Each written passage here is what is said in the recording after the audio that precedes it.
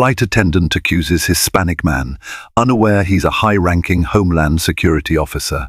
Welcome to today's story, a riveting tale that unfolds at 30,000 feet above the ground, where ordinary travel takes an extraordinary turn. In this narrative, a seemingly routine flight morphs into a dramatic confrontation rife with hidden identities, unsettling secrets, and karmic retribution.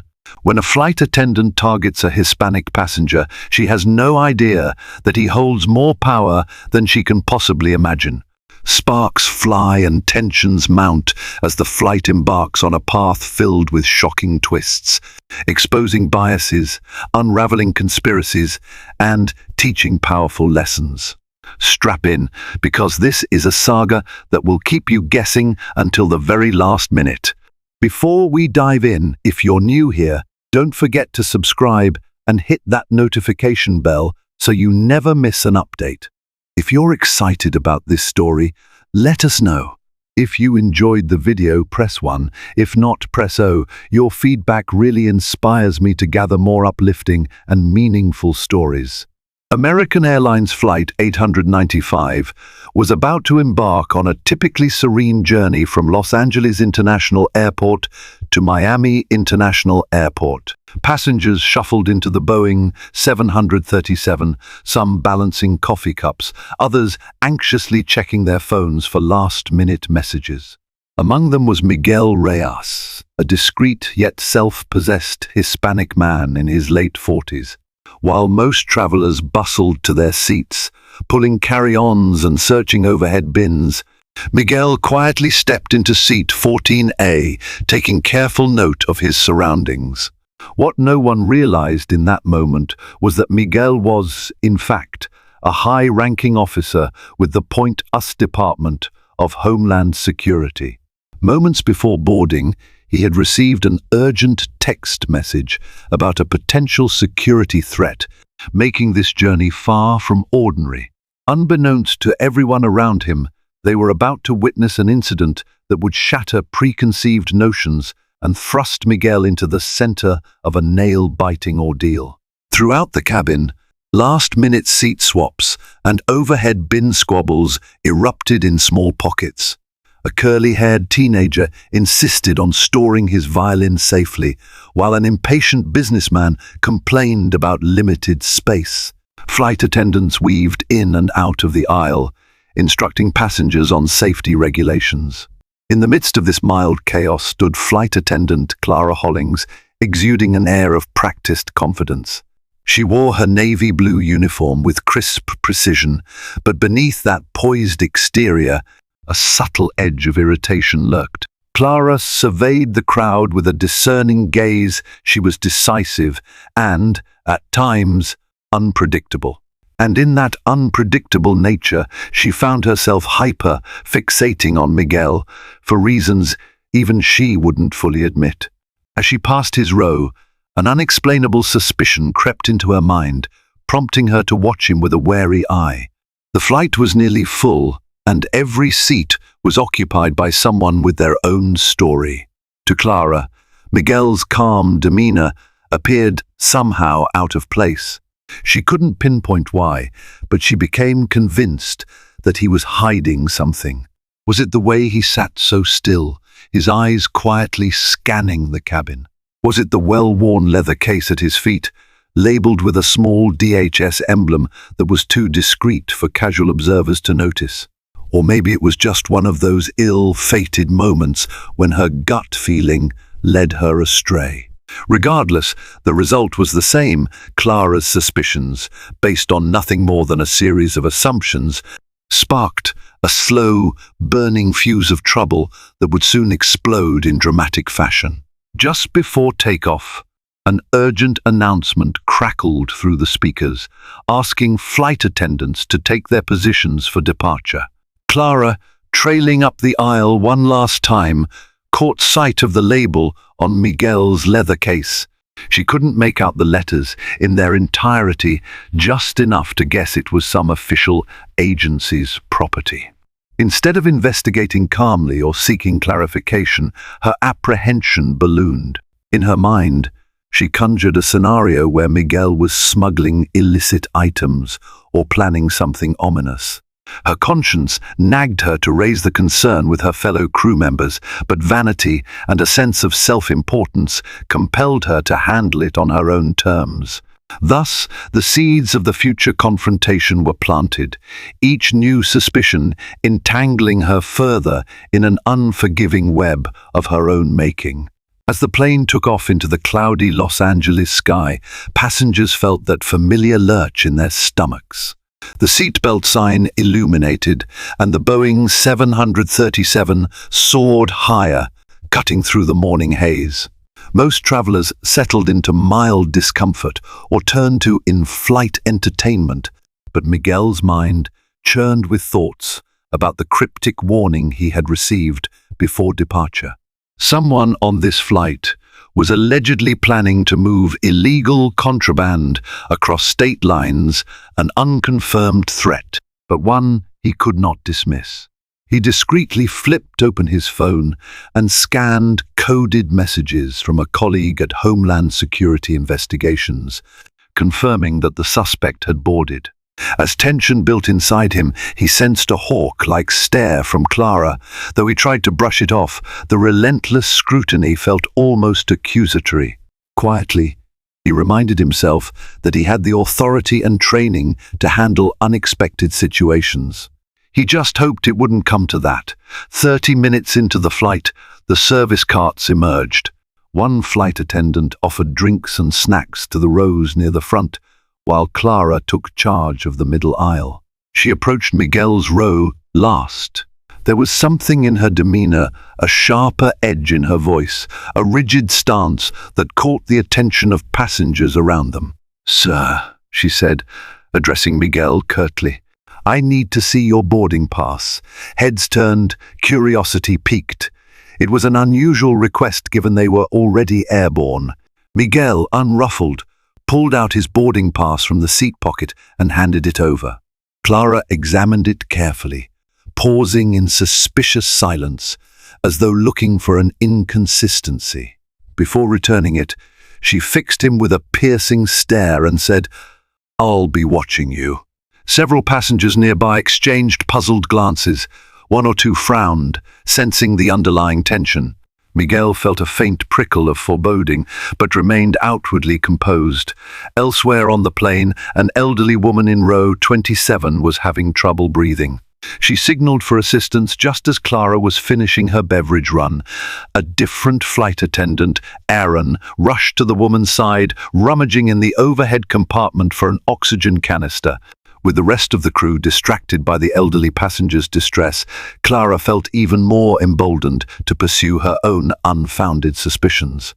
She perched near the galley entrance, making a subtle phone call to a co-worker on the ground, trying to glean more information about the DHS label she had seen on Miguel's case.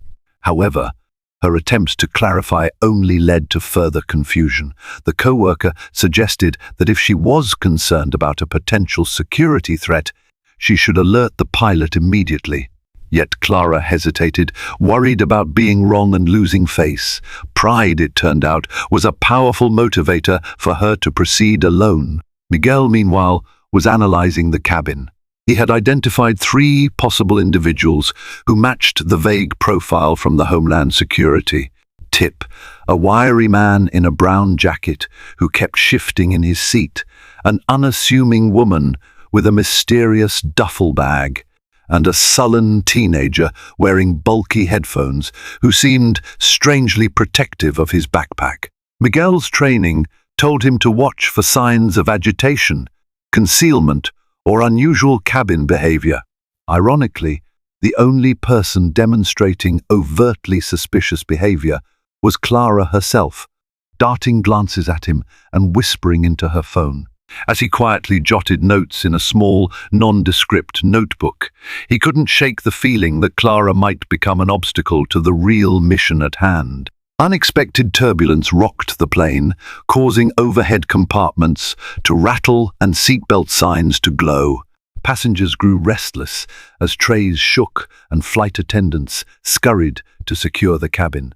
In the midst of this sudden chaos, a striking moment of shock occurred. A passenger in row 15 accidentally spilled hot coffee. Yelling out in alarm, Clara rushed over, but her eyes instantly flickered back to Miguel. As she was busy retrieving napkins, she noticed him leaning slightly toward the aisle as if keeping watch. She interpreted it as a threatening move further, solidifying her increasingly irrational belief that he was up to no good. She addressed him in a taut, almost accusing tone. "Sir, remain in your seat," she ordered, ignoring the reality that most passengers were simply bracing themselves. Miguel complied, a chill sweeping over him as he recognized the prejudice at play, stoked by ignorance rather than evidence. Up in the cockpit, Captain Laura Morrison and First Officer James Bailey struggled with the unsteady air currents. A thunderstorm system was forming ahead, which would extend the flight time by 40 minutes.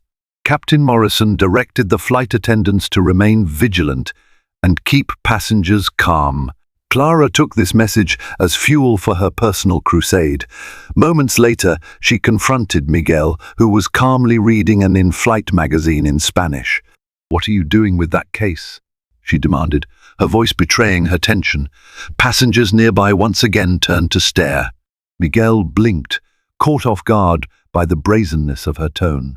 "It's my personal property," he answered, choosing to remain diplomatic despite his mounting frustration. Clara huffed, as if his response was unacceptable, and then hustled down the aisle, presumably to consult with someone. Miguel closed the magazine, exhaling slowly. He knew that if Clara continued, she might compromise not only his cover, but the entire mission to apprehend the real culprit on board. Behind the scenes, the real threat was already in motion. The wiry man in the brown jacket had in his possession a set of falsified documents concealed beneath a false bottom in his carry-on. He had been contracted to deliver them to a contact in Miami for a large sum of money. Little did he know that DHS had caught wind of his operation and that an undercover officer was aboard, ready to intercept. Nor was he aware that a fervent flight attendant was targeting the wrong passenger. While Clara fixated on Miguel, the wiry man quietly slipped into the restroom at the rear, where he took the chance to verify the contraband. Certain it was still intact, he planned to stow it securely until touchdown. To his disquiet, however, the flush mechanism jammed unexpectedly, and he accidentally dropped a corner of his precious cargo into the toilet. He cursed under his breath, panicking as precious seconds ticked by in the narrow lavatory. Meanwhile, Clara decided to escalate matters. She marched straight to the flight purser, insisting that Miguel was behaving suspiciously. The purser, a level-headed woman named Juliana, was taken aback. She asked if Miguel had done anything threatening, but Clara could only muster half-baked accusations. "He's too quiet, he was taking notes, and that case looks official." Juliana struggled to conceal her skepticism. She gently reminded Clara that there are many reasons a passenger might carry an official-looking case. Perhaps it belonged to a lawyer, doctor, or even an officer who legally possessed credentials. Displeased by Juliana's lack of alarm, Clara threatened to inform the pilot that there was a security risk on board. The purser advised her to gather concrete evidence before creating panic. But Clara's determination was inflamed by her own conviction. She glanced back at the cabin, eyes blazing, resolved to expose Miguel at any cost. Deciding to take matters into her own hands, Clara returned to the aisle and asked Miguel to step to the galley area near the cockpit. Curiosity rippled through the passengers. Why was Miguel being singled out? He stood, calmly following her to a cramped corner behind the drawn curtain. Clara's voice trembled, half with anxiety, half with indignation. "I know you're not telling me everything," she snapped, her normally polished demeanor fraying. Miguel's expression remained neutral. "I'm not required to tell you anything beyond my name and seat number," he responded with quiet authority. "Is there something specific you think I've done? That question jolted Clara. She stammered but could not articulate a single legitimate charge. Instead, she insisted he hand over his bag for inspection. Miguel paused, exhaling carefully. If he revealed his credentials now, it would blow his cover in front of the real suspect. But her hostility was rapidly escalating, and he needed to defuse the situation. He told her, in a measured tone, that he was a Homeland Security officer on official business, and she should consult the captain before proceeding any further. Clara's reaction was not what Miguel had hoped. Instead of recognizing her error, she scoffed. Homeland Security? Do you have any idea how many people claim to be something they're not? She reached for the intercom, prepared to sound a security alert. Meanwhile, passengers craned their necks in confusion. Sensing that chaos might erupt, Miguel subtly flashed his official identification. It wasn't overly conspicuous, just enough for Clara to glimpse the U.S. Department of Homeland Security emblem and read his name, Miguel Reyes, spelled out under an official title, Deputy Assistant Director. The color drained from her face, if only for a moment. Then, in a startling turn, she seemed to dismiss it as either a counterfeit or some elaborate ruse. Her voice wavered. I'll verify this with the captain, she said, stepping away. And so began a perplexing scramble up the chain of command, with Clara dead set on proving herself right, even as circumstances suggested otherwise. Inside the cockpit, Captain Morrison listened in disbelief as Clara breathlessly reported that a suspicious passenger claimed to be a high-ranking Homeland Security officer. She insisted that the ID was probably fake and that the passenger's behavior was uncooperative. Captain Morrison, a seasoned aviator with decades of experience, asked for details. As Clara recounted the flimsy evidence, Miguel's calm demeanor, his official-looking case, his note-taking the captain, grew skeptical. She knew better than to instigate an alarm based on vague impressions. Recognizing this could escalate quickly, Captain Morrison requested to see Miguel's credentials herself. When Clara objected, claiming it was too dangerous, the pilot raised an eyebrow. "Very well," she said. "I'll go speak with him personally. In the meantime, please maintain order in the cabin." Clara was left reeling, her authority questioned, her convictions shaky. Strangely enough, the turbulence in the sky seemed to mirror the turbulence in her own judgment. While this tense exchange brewed, the actual criminal in the brown jacket began to notice the commotion involving Miguel. Observing Clara's near-hysterical focus on the Hispanic man, the wiry individual experienced a wave of relief. Security's attention was distracted. Perhaps luck was on his side after all. He discreetly moved from row 27 to row 15, grabbing a newly emptied seat next to the unfortunate coffee spill victim who was now in the restroom. Carefully, he extracted a slip of the partially damp documents from his bag to examine them. If he could maintain a low profile, he'd slip through the crowd undetected once the plane landed. But in his haste, he failed to notice that a corner of the contraband peeped out of his pocket, catching the sharp eye of an observant passenger across the aisle. In the forward cabin, Captain Morrison stepped through the curtain and found Miguel standing in a discreet corner. He offered his ID again, this time allowing the pilot to examine it more thoroughly. Captain Morrison checked the ID's embedded microprinting, one of the many ways to verify authenticity. Her expression softened as she realized the ID was genuine. Yet the moment of truth was shattered by Clara's voice, snapping from behind. "Don't be fooled," she cried. "You can replicate those logos easily. He's probably working with some cartel." She was met with shocked silence. The pilot carefully turned to her. "Enough, Clara. This is a legitimate identification. Mr. Reyes is, indeed, a Deputy Assistant Director with Homeland Security. A flush crept across Clara's cheeks, but she refused to back down. In a defiant posture, she insisted that he must be traveling armed, intending to intimidate or commit wrongdoing. Miguel calmly asserted that he was neither armed nor dangerous, but was investigating a credible threat on board. The pilot looked alarmed. "A threat?" she asked. "We need to talk about this immediately." As the three of them prepared to move into a more private space, an unforeseen announcement jolted everyone.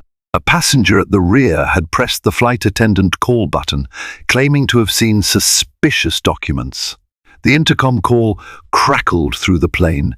It was Aaron, the other flight attendant, who had been flagged down by the observant passenger in row 16.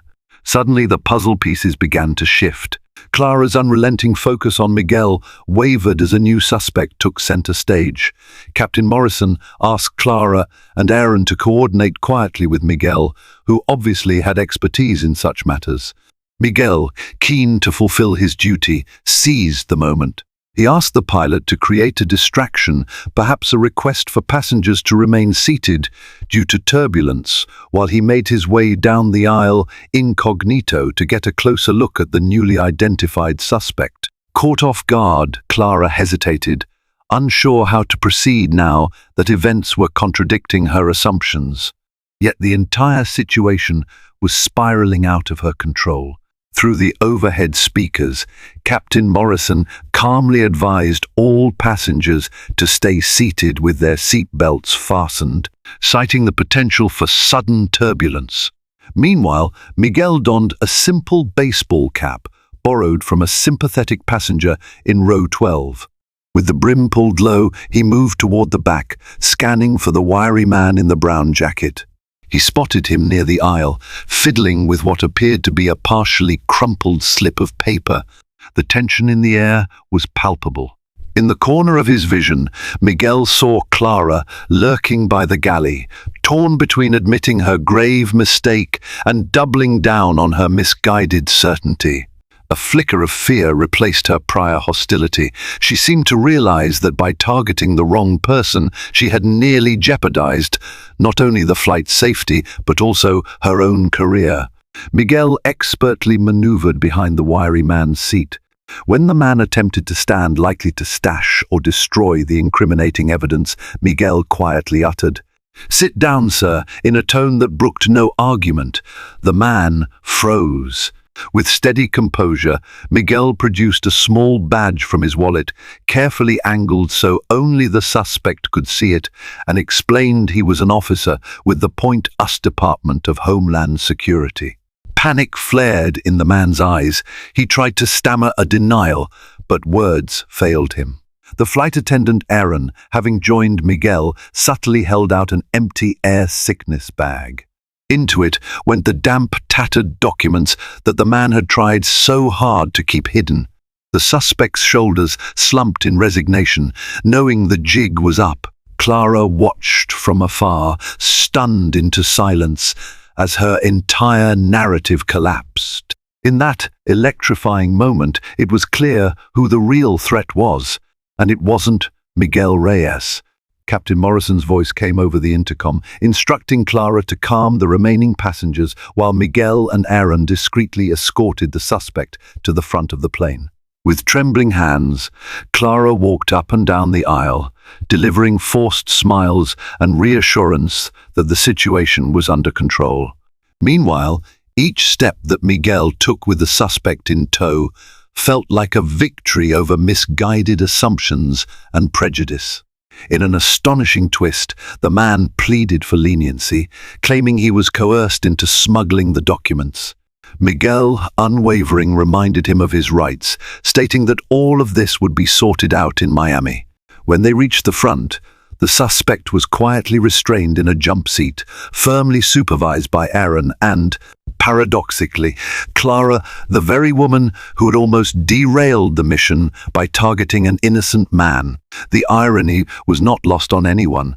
As the plane descended toward Miami International Airport, tensions slowly ebbed. The suspect, caught red-handed, was officially in custody. Clara, on the other hand, wore a haunted expression. She was torn between anger at herself for being wrong and fear of the consequences she might face for her reckless behavior.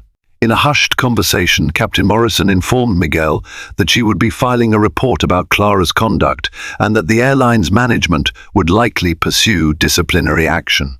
For a moment, Clara caught Miguel's eye, shame written across her face. In a quiet, sincere voice, she apologized. "I'm sorry. I made a mistake." Miguel nodded, accepting her apology without gloating. He simply responded, "I hope you learn from it." Her shoulders sagged under the weight of those words. Meanwhile, passengers who had witnessed the drama now looked at Miguel with newfound respect. He had navigated intense scrutiny and done his job with composure, ultimately ensuring everyone's safety. Upon landing, the plane taxied to a remote gate, where TSA officers and local police waited to apprehend the suspect. Miguel accompanied them, handing over the confiscated documents and providing a succinct briefing. As for Clara, she was instructed to remain on board for a debrief with airline management. Karma, swift and inevitable, was already at work. By falsely accusing Miguel, who turned out to be far more than she ever expected, she had invited the kind of scrutiny that could end her career. The final blow came when the airline supervisor stepped aboard, quietly asking Clara to follow him for a formal disciplinary procedure. She was led away, a mixture of regret and fear etched into her features. Miguel watched her depart, feeling a complex mix of relief and sympathy. It was not in his nature to rejoice in someone else's downfall, but in that moment, he recognized a universal truth. Our assumptions can be our undoing, and there is a cost to prejudice. Outside, the humid Miami air served as a welcome contrast to the tension that had dominated the flight. Miguel took a moment to catch his breath, reviewing the events in his mind. He would file his own report with the Department of Homeland Security. Despite the unnecessary conflict, the mission's success was undeniable. The crucial contraband had been confiscated, and the suspect was in custody. As he walked into the bustling terminal, he spotted passengers from Flight 895 whispering and pointing to him. Some approached to thank him quietly for his calm handling of the ordeal. A few apologized on behalf of Clara's behavior. Miguel offered polite smiles, reminding them that he was only doing his job. Still, their appreciation was palpable, a sign that justice had, in a sense, prevailed in midair. Days later, at the Department of Homeland Security office in Miami, Miguel finalized the paperwork, his reflection gazing back from the glass walls of the building's facade. He felt an odd pang of empathy for Clara, wondering if losing her job would be an inevitable outcome of her actions. Indeed, a letter from American Airlines soon arrived, informing him that Clara had been suspended pending a full investigation. Part of him hoped she would learn from this. Prejudice and rash judgment carry real consequences. Simultaneously, an official commendation letter from his superiors recognized Miguel's professionalism under pressure, praising his ability to handle a volatile situation. As he packed up his briefcase, he glanced at the DHS emblem on his well-worn leather case. He recalled how that simple, subtle detail had ignited Clara's suspicions. The irony lingered, a testament to how the smallest signs can be misread, for better or worse. The final piece of karmic retribution arrived the following week. In a surprising twist, it emerged that the suspect had provided valuable intel on a larger criminal network, exchanging it for a reduced sentence. This meant that the flight fiasco indirectly led to a bigger breakthrough, one that made headlines across law enforcement agencies. Miguel's role was celebrated quietly, as undercover operations often are. Meanwhile, Clara faced not just the airline's disciplinary board, but also potential lawsuits from passengers who felt harassed or profiled based on her behavior. In a last attempt to salvage her reputation, she sent a formal apology to Miguel through airline channels. He read it with a measured sigh. Maybe they would all move on, but the lessons from Flight 895 would remain etched in their memories. The power of prejudice to misguide, the necessity of staying calm under pressure, and the unpredictable ways karma can return in full force. In the end, the flight attendant who cried wolf was forced to reckon with her actions. The Hispanic man she had targeted proved not only his innocence, but also his invaluable service to public safety. Passengers, once alarmed, found solace in the final outcome, understanding that justice had indeed been served. The events on Flight 895 would be recounted by travelers, flight crews, and agents within the DHS for months, perhaps years to come. Some would frame it as a cautionary tale about the dangers of jumping to conclusions. Others would marvel at the improbable alignment of fate that allowed an undercover Homeland Security officer to be on hand at just the right moment. Either way, the plane landed, the truth emerged, and those who had something to learn did so in the harsh glare of karmic retribution. Thank you for joining us on this unforgettable journey through suspicion, intrigue, and ultimate justice.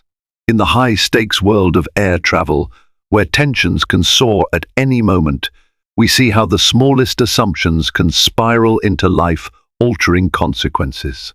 From the flight attendant's misguided accusations to the dramatic takedown of a genuine criminal, Flight 895 was truly a crucible of character. If you enjoyed this gripping story, please give it a thumbs up, share it with friends who crave a thrilling tale, and subscribe to our channel for more dramatic stories that shine a light on hidden truths. Your support means everything. Until next time.